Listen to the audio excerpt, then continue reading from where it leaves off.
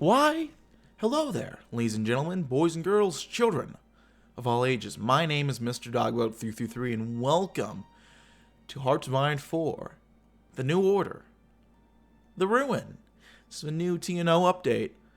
Well, it's new for me. It's been out for a little bit now, but I've been overseas, so I have not been able to play it, which I'm very disappointed about, because I very much enjoy TNO, and I was hoping I would get to play the new update before I left and went abroad, but I was unable to do so because they updated it like 2 or 3 weeks after I left the States. But that's enough, of complaining on my end. That was just bad luck. I'm happy it's here. It's here. It's queer. We're getting used to it. I don't know if it actually works like that, but we're going for it. So this is the Ruin update, or at least one of the patch versions of it that's patched some stuff.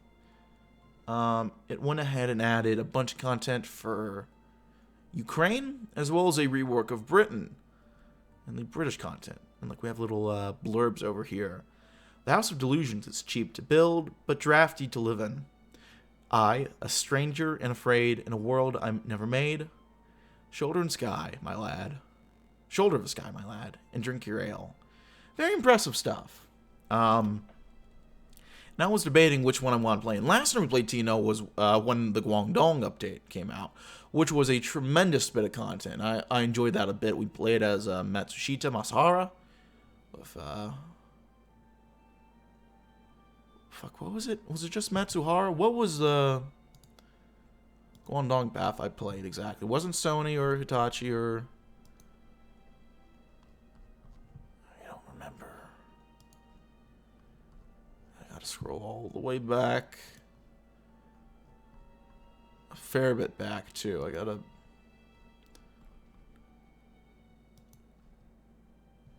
Matsushita. That's it. No, I think that was in the name of the guy. I should have known that. But what are you gonna do? Anyway, so we got that going, and that was a good bit of fun. I think I was talking while the game was loading. Probably one of my favorite, actually probably the favorite experience I've had playing Hearts of Iron 4 ever. So I was looking forward to some new TNO content, and we're getting it. Thankfully. Not as much this time, so I don't have quite as much to sink my teeth into, sadly. But that's neither here nor there. What I am happy about is that we finally have actual United Kingdom content that is not questionable as shit lore-wise. We only have 3 years of in-game content for it, but, what are you gonna do? I will be playing Ukraine, of course. I'm just not entirely sure what I'm going to do with Ukraine. And so I'm just going to give it a little bit of time first. And figure out, research which paths I can do or what I got to do.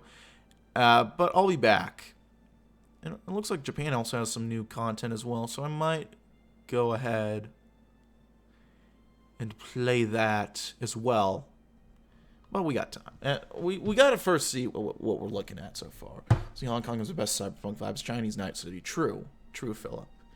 By the way, if you're wondering who I'm talking to, I'm recording this live on Twitch. So if you want to see these live, not all of the series I record, but a good amount of them I record live on Twitch and then upload them to YouTube. So if you want to get an early peek or say hello, be part of the content recording process, go ahead and hop in and say hello. And we will, we can have some fun. But anyway, few have comprehended it. Nearly 20 years since it happened, the brightest light that shone across the world, known as the British Empire, was utterly extinguished in a matter of a few short months.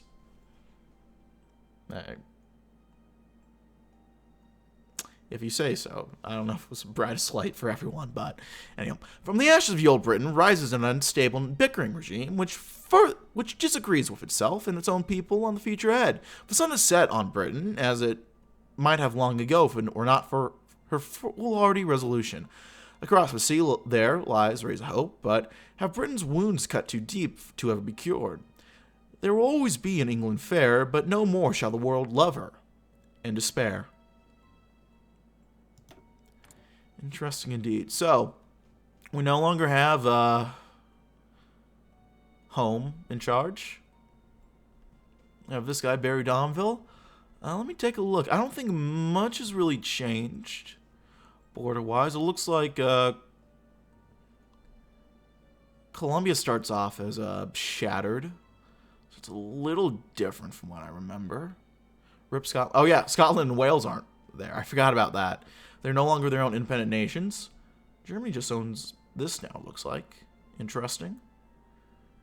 And Tibet has its different name now. Maybe a few changes of African borders, but I can't tell that much. Oh yeah, French Madagascar. I think that was at an ugly American. I just didn't play that update actually, but I meant to, but I just never did. Well, we might as well just go ahead and get it started. I'm not gonna do anything. Just go ahead and start. Gross Tibetan borders. Yeah, well, what are you gonna do? It's Warlord era China all over again. Germany calling. It seems that the famous British resolve is but a distant memory. The inevitable collapse of your defenses. Uh-oh. Man kapituliert niet zo ohne weiteres. Kapitulation in der Frage.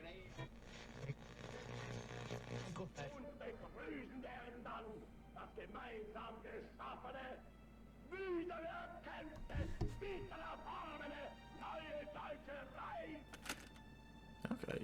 I like how they're adding like actual content for the loading screen. Gives me a little thing to do other than just talk with you all, try to buy some time, which I'm all here for.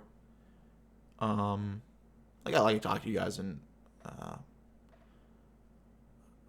I don't mind buying time, checking in with you all. But yeah. I still have to waste a little bit of time. So I've actually been able to go to the UK. I mean, I've been to the UK before, but while I was studying over in Ireland, I got to visit the UK a little bit. So I got to see London, a little bit of Dover and Canterbury, and then Edinburgh. I went up to Loch Ness as well. Drove a little bit through Inverness and went down here. Mostly just kind of spent it around here. Did take the channel over to Paris, which was cool. Overpriced. Well, I don't know about overpriced. You're taking a train through the fucking... under the ocean, rather, but for, you know, how much money I had going in, I probably should not have done it, but that's neither here nor there. Click on an entry to the left. Nope, not that entry, I guess. On September 3rd, 1939, the United Kingdom and the French Republic declared war on the Third German Reich after their unlawful invasion of Poland. The Germans invaded through the Low Countries to bypass France's defenses.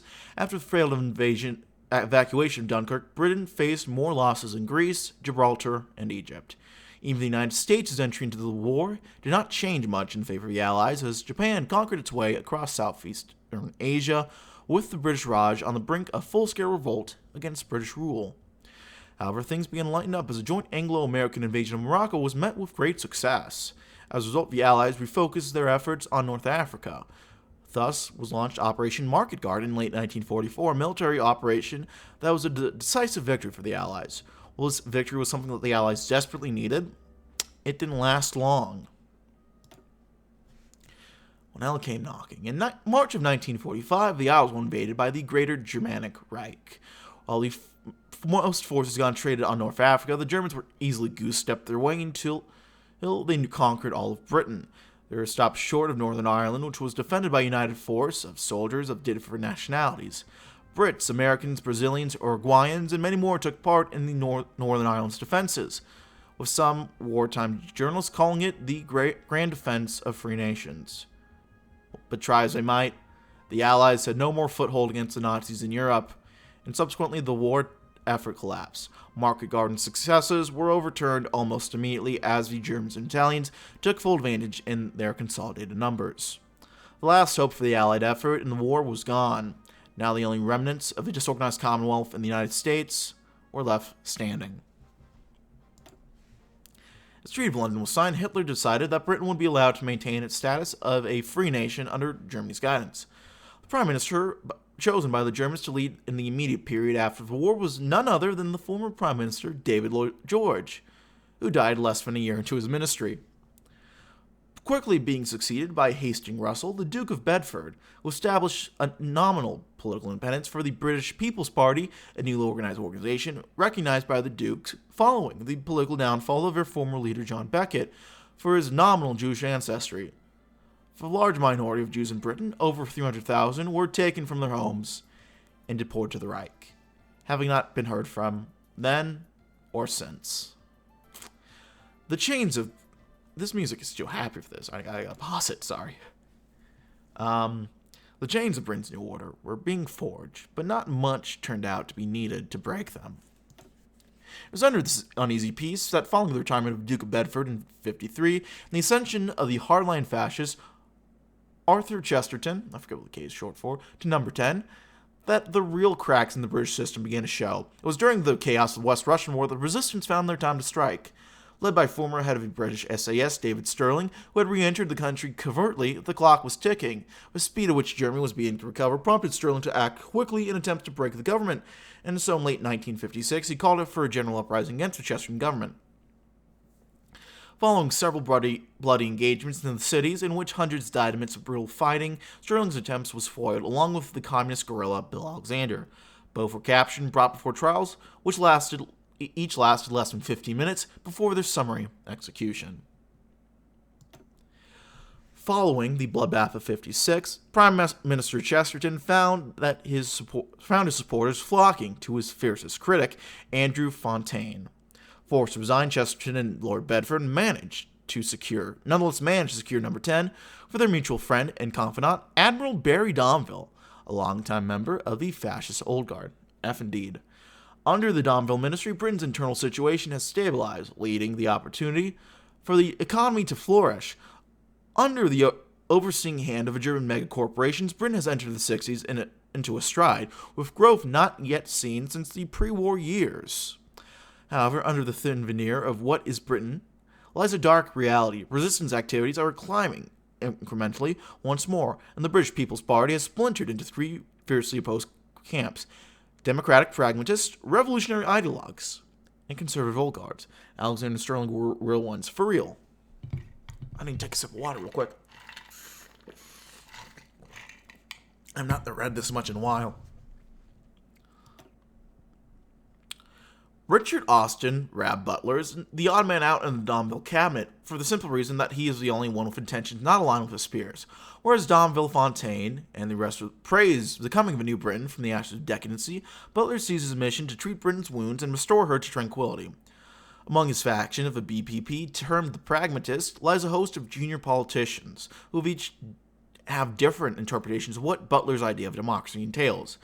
One such is the up-and-coming minister Reginald Malding, a supporter of Butler, who was willing to get his hands dirty with the Germans to get an edge over his enemies. Another eminence in Butler's circle is the minister Harold Wilson, a long-serving civil servant and original co-author of Beveridge's report during the war. Wilson seeks to reform the BPP into a government committed to the welfare and health of the British people.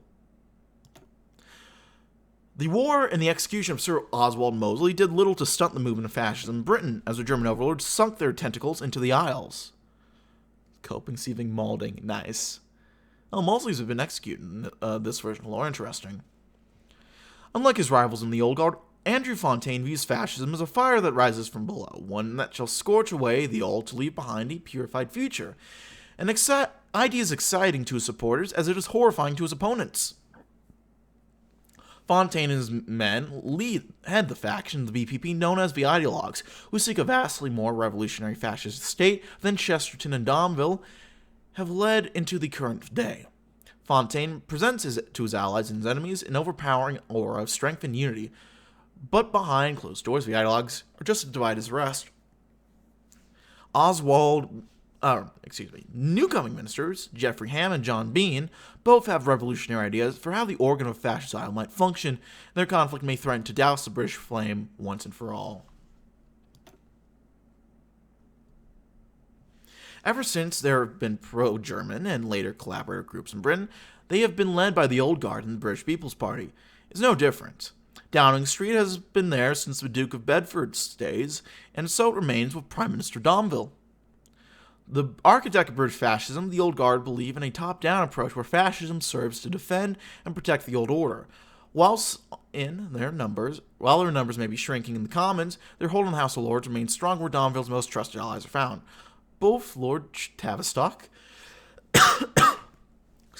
and A.K. Chesterton reside there still, along with their old ally Gerald Wallop, the Earl of Portsmouth, whom many consider Domville's heir. However, Wallop himself stands out as a leader of the Organicist movement, a small sect of rural revivalists and absolutists. Time will tell if the Old Guard remains as they are, or if they turn to reviving the ancient.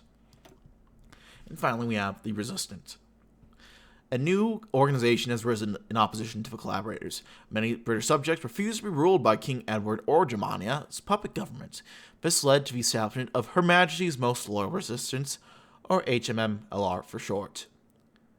Still not very short, but more short than that, I suppose. Maintaining contacts with the OFN in Canada, they conduct efforts to undermine the collaborationist government. HMMLR has two major factions under it, the SOE and the UFLR. The SOE was a wartime organization with the purpose of conducting espionage, reconnaissance, and daring operations. Their mission now is to liberate Britain and restore the rightful monarch to the throne. The UFLR was formed after the chaos of the 56 uprising. The main goal is to liberate the working class from the boots of German corporations. It's led by a coalition of left-leaning organizations led by the war-scarred socialist, Jack Jones. Is that all for that? Oh, the Exiles. There we go. The retreat from Britain was an affair characterized by abject chaos. Those in Britain today speak of a list, which divided those who would be able to leave and those who would stay. Among the list was most of the wartime cabinet of Winston Churchill, including future Prime Ministers Herbert Morrison and Harold Macmillan. Also on the list were many of those who had the fortune of being covered by the umbrella of Lord Beaverbrook, such as the now leader of the opposition, Michael Foot. In Ottawa, the exiles have sat adrift for the past 17 years, and the malaise of perhaps never being able to once again set foot on their beloved homeland has permeated much of the government. Whether it be for Queen and Country or for the voice of the people, their current party leaders, Macmillan and Foot, have risen to near mythological status within their respective ranks. The leadership of the exiles cannot be under more safe hands, provided that there still lies hope. Well, tally-ho, destiny lies ahead. Let's take a look at our starting situation.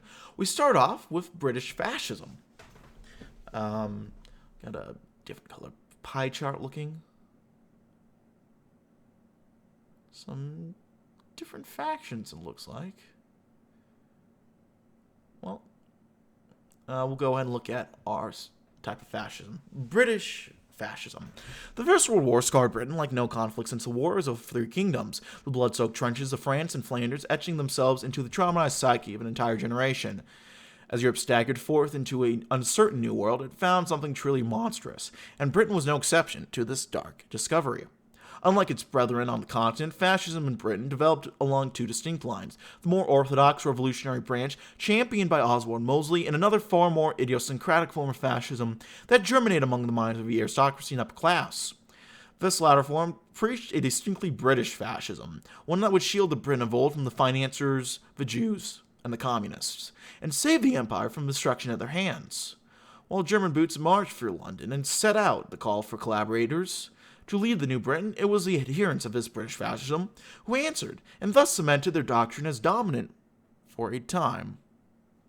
Now, however, British fascism finds itself once more at a crossroads. After a decade of unopposed rule, the uprising of 56 rent open the divide once more, as Mosley's acolytes returned to prominence, along with believers of a new, even more revolutionary form of fascism. The Old Guard of the BPP, however, did not intend to sit idly, as their resurgent rivals launched a counterattack and have rallied along the old leaders once again. The coming decade will see if British fascism stands firm as a bastion of oligarchic traditionalism, cementing its place as the undisputed sovereign once more, or if it's toppled by youthful fire and vigor. Its final followers, its first, left to wither away and die forgotten. Harold Wilson is still in British politics. Wasn't he Labour? He was Labour. He was a Labour Prime Minister in real life. Remember hearing he did some sort of questionable stuff during the, related to Ireland? So I don't know if it might make a certain level of sense, maybe, if you look at it from... I don't even know if that makes sense, though. And we have a good couple of figures, and all with descriptions, which we will all read. We're led by Barry Domville. Throughout the long and storied history of the British Isles, it has frequently been sang by millions across the globe that Britannia ruled the waves. And yet it was not until she was conquered that a sailor was selected to rule over her. But Sir Barry Edward Domville is no great hero of the waves, nor conqueror of fair lands like his ancestors were. No, in fact, Domville is perhaps the most hated man on the British Isles, a traitor of the highest order, and the captain at the helm of nothing more than the shackled kingdom. Born in 1878 to Admiral Sir Compton Domville, he followed his father's footsteps and joined the Navy in 1892, commanding ships during the First World War, and being further promoted afterwards to serve in a variety of different offices, including Director of Naval Intelligence. But Domville's true purpose came when his infatuation with the far right, which would begin after his visit to Germany in 1935, wherein, after being impressed by the Nazi government, he was invited to the Nuremberg rally as a guest of Joachim von Ribbentrop, joining numerous Anglo-German organizations soon after. After the outbreak of war, Domville spoke of the need for a bloody revolution, leading to his internment in 1940. Yet the revolution would come with foreign arms, as Wehrmacht soldiers stormed the British beaches. While being overlooked by the Lloyd George government, he would be placed in key governmental positions in subsequent ministries, becoming something of a titan in the BPP's establishment. Following Chesterton's failures and the upswing in resistance activity, Domville's good standing with almost all factions in government and perceived competence made him the natural selection for prime minister. Now, after 6 years of steering the ship through dangerous waters, the consensus seems to be that he's done a better job than most could in his position. The economy seems to be steadily recovering, and the nation seems to grow more and more unified by the day, and the ghosts of the past grow ever dimmer. And as for the resistance, Domville's methods have seemed to have worked. After all, their activity has dramatically declined since the 1950s. Perhaps this is the beginning of a new age. Or perhaps this is just the calm before the storm. Who knows? Alright, the government is Andrew Fontaine, our Home Secretary. And, he doesn't have a little blurb, just a Home Secretary. Well, he doesn't have a title. Well, actually, he does. Home Secretary, I guess. The British fascism movement is not confined with stuffy halls and stately manners. It lives in the streets, marching in unison and wearing a black shirt uniform and decrying the evils of global finance. And at the mob's head stands Andrew Fontaine. Born at the close of Great War in Norfolk, Fontaine lived a life filled with conflict. Growing up with an admiral for a father and having fought on the side of Franco's nationalists in the Spanish Civil War. When the Second World War began, he would go on to enlist in the Navy, but when he returned home, Fontaine would find a much different Britain from when he left.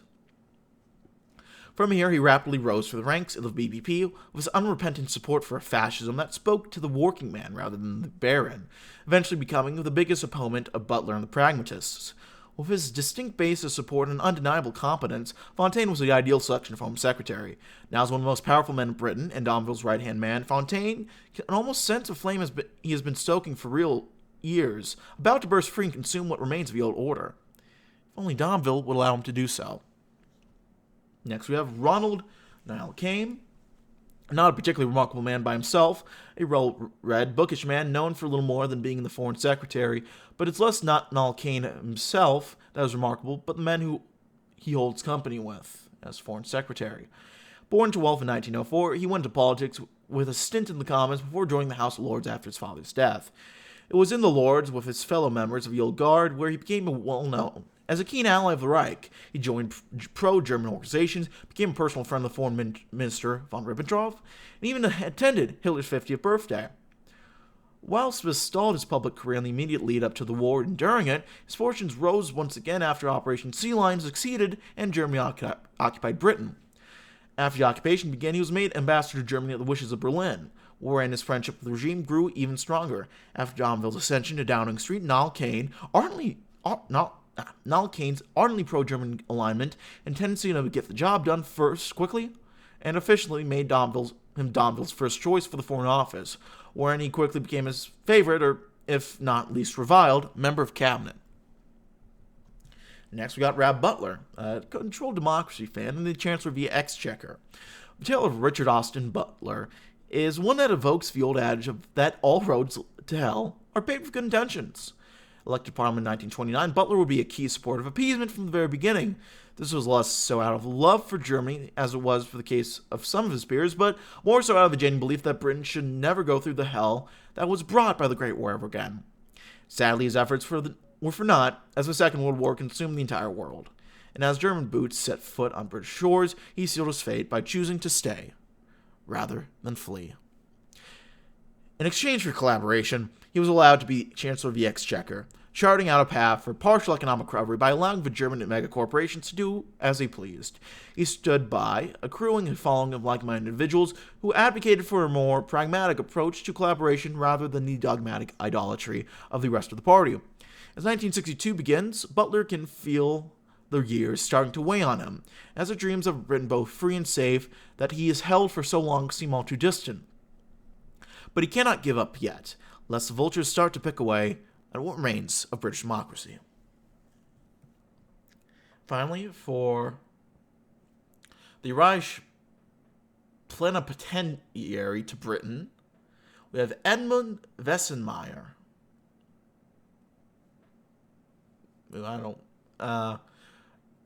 Who's a National Socialist outright, so that's a little bit more gamery than these other guys. Who governs Britain? Simple question with a simple answer. The German plenipotentiary in Britain.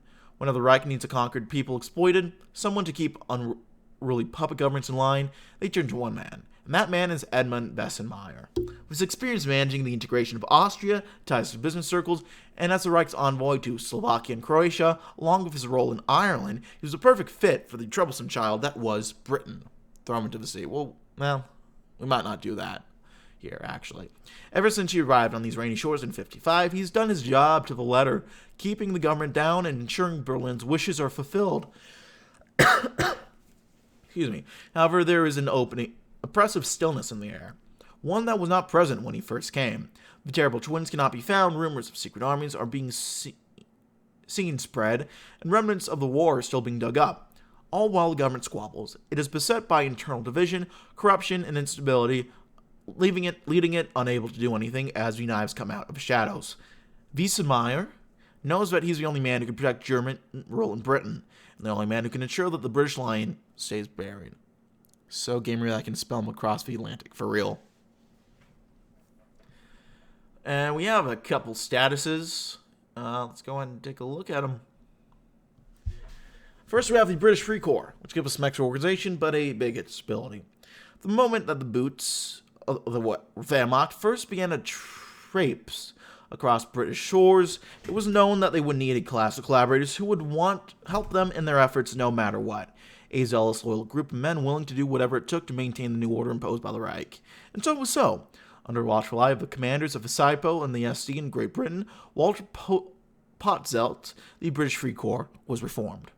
Populated by some of the most fanatical and devoted collaborators, men who worshipped Hitler like a prophet, these men were to help the SS in their police work. It was from the BFC that some of the most horrific atrocities of the occupation came, and to this day most recoil in fear upon the sight of their insignia. Despite assurances from Germania of their loyalty and usefulness to their government, the BFC and their leader, Thomas Haller Cooper, are oft kept at arm's length. After all, how can one truly trust men more loyal to Hitler than their own people? Next, we have German corporate dominance, which gives us a little bit of factory boost, some hit to efficiency, and industrial factory donations, which I don't know what that means exactly, but okay. Since the Victorian era, the UK has always held a spark of innovation. One of the first nations to embrace the Industrial Revolution for what it was, the nation was once a hub of European technological advancement and progress, and with inventions such as the reflecting telescope and the hydraulic press, first being produced on the Isles. However, following the crippling defeat of the Second World War, the British Isles have been reduced to precious little more than a playground for German corporations to run havoc as they please. From Volkswagen AG to Reichswerke, they dominate the British market and act with impunity as the government cannot regulate them to protect British business. The corporations de facto control and own the British economy itself, with the common British laborer at their mercy. Means fewer factories are going for germs. Oh, yeah, that sucks then. Okay, yeah. Next we have across the channel. The memory of Operation Sea Lion is still alive and well today in the minds of Brits both young and old, and this is for very good reason. Nazi Germany was the first country in modern history to successfully conquer mainland Britain. It was not since the time of William the Conqueror, at the very foundation of our nation, that enemy soldiers had successfully crossed the channel and defeated us.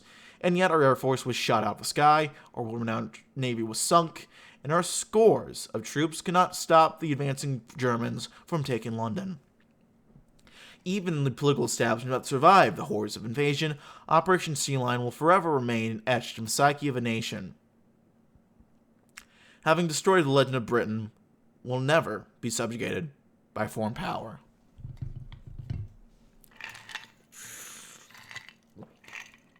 And finally, we have the Terrible Twins.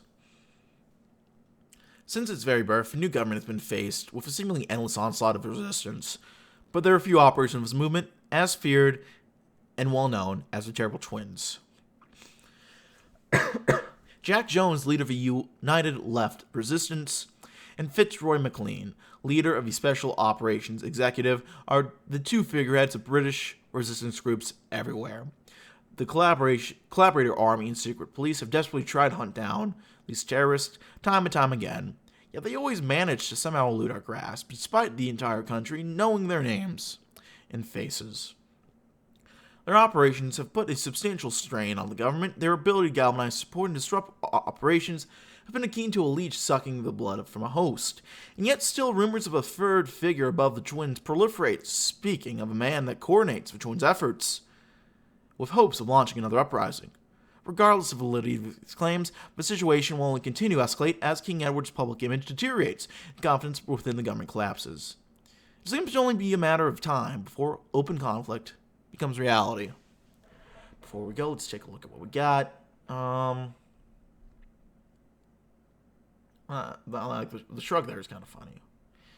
But all of these are kind of, that's not horrible, I guess, but the military stuff is okay. Economic policy is not looking good. Social policies, some okay, some, sort of laws. Oh, fuck, this is going to have to be like another one that we look at another time.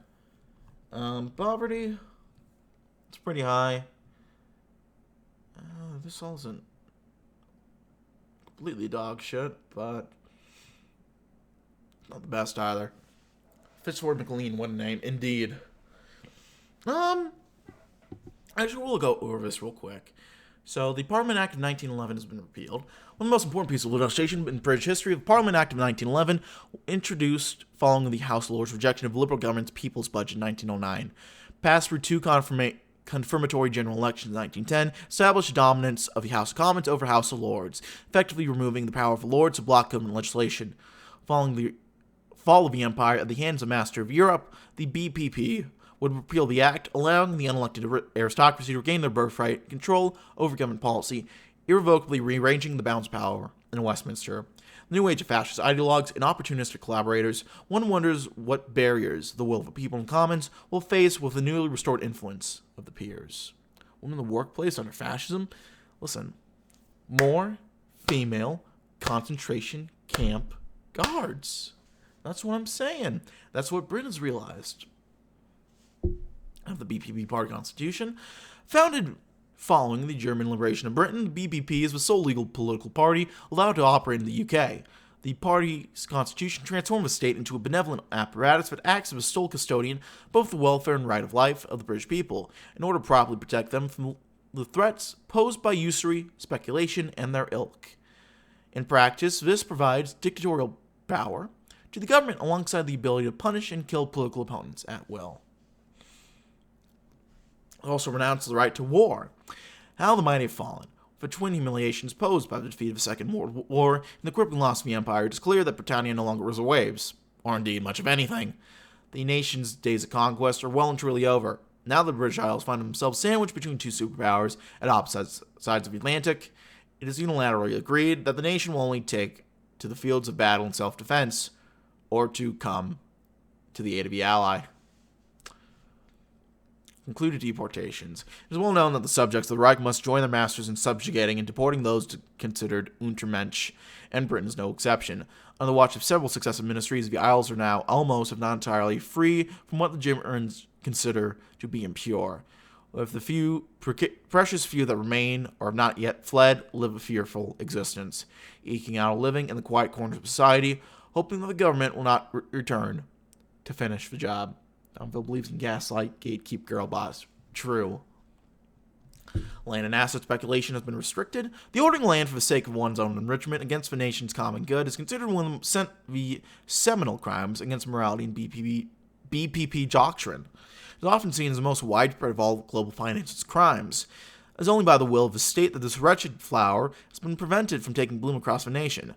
With land speculation illegalized, a homeowner cannot legally own any more than one property, unless they have proven residency for up to 4 months in any other dwelling. It's through this that nobody can grow fat and selfish merely through owning land. Strangely social. I mean, if you call it National Socialism, I guess something vaguely socialist has to emerge, I guess. Alright. Next, harsh private monopoly laws.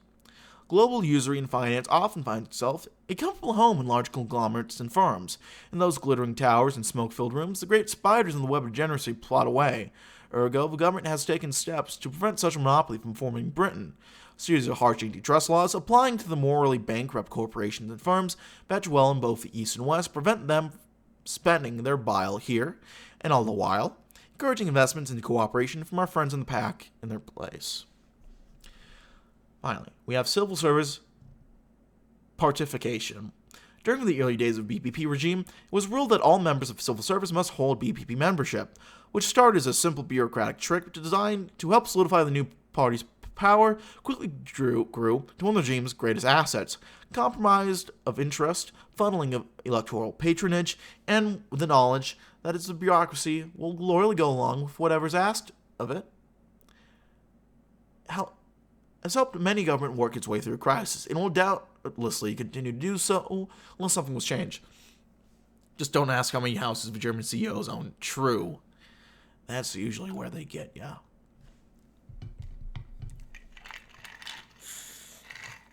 Well, I've done a whole lot of reading, and I haven't even started the game yet, but that kind of sounds right for Mr. Dogboat 3 Part 1 of a video, so I'm going to leave it there for all YouTube people. But thank you as always for watching, my friends. If you'd like to like it, if not, feel free to dislike. If you want to see more of this content featured, the sub button.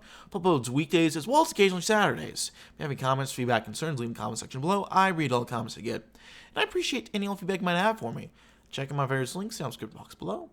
Twitch, which this was filmed live on. Discord, Patreon, second channel. Yeah, leave your comments and the feedback. Leave some updates, some likes or dislikes. And yeah, thank you all for watching, my friends. My name has been Mr. Dogboat 333. I thank you for watching, and I will see you all next time. Bye-bye.